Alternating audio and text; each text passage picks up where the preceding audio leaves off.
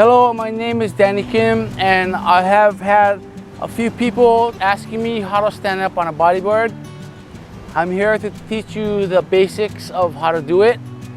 So I will go into the area of how to stand up on a bodyboard, foot placement, and how you should get up and try and stand up. It's just a basic thing, showing you folks how to do it, and hopefully that helps you to become acquainted to standing up on a bodyboard. First of all, when you lay down on a bodyboard, especially my board, it's a little bit longer, and you lay down on the board, don't go too far up because you'll pearl dive. So you kind of scoot back just to give yourself a little bit of room from the nose, and then you can use this to kind of like get a reference point. When you're paddling into a wave, the important issue is where the foot placement is, and I will show you that. When I first get up, since I'm a goofy foot, I put my foot to the back part of the tail and towards the outer rail of the board.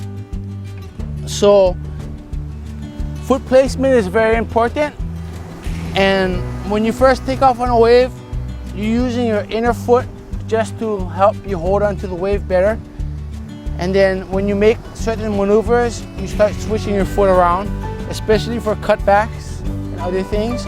But since you have no skags, your back foot is the main focus, especially because this is the inner rail and it helps you hold on to the rail, hold on to the wave. So it's very important that your foot placement is very important, especially when you stand up on a bodyboard. You have no skags, so your inner rail is what's going to hold you into the wave compared to your front foot. And then when you make other moves, then you switch your foot around to different parts of the board.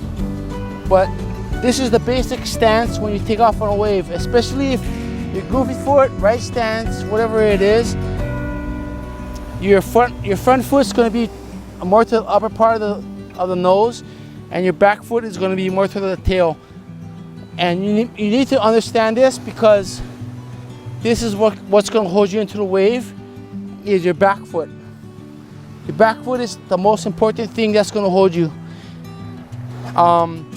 And then we'll get more into the other parts of foot placement, but this is basically the stance that you should be, either your regular foot or goofy foot. Your back foot needs to be in the tail end of the board, and that's what's going to hold you into the wave, because we have no skags and the rail is what's going to hold you in. So as you paddle, you're going to paddle. When you get up, your back foot is always going to go to the back tail of the wave, of the board, sorry about that.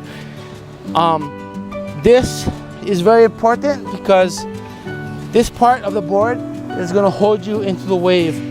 If you put your foot in other places, you're not going to be very successful because you're going to slide out. But if you put your foot towards the back tail of the board, it's going to help you hold in better because we have no skags. So that's just the basic part of standing up on a bodyboard. And we will have more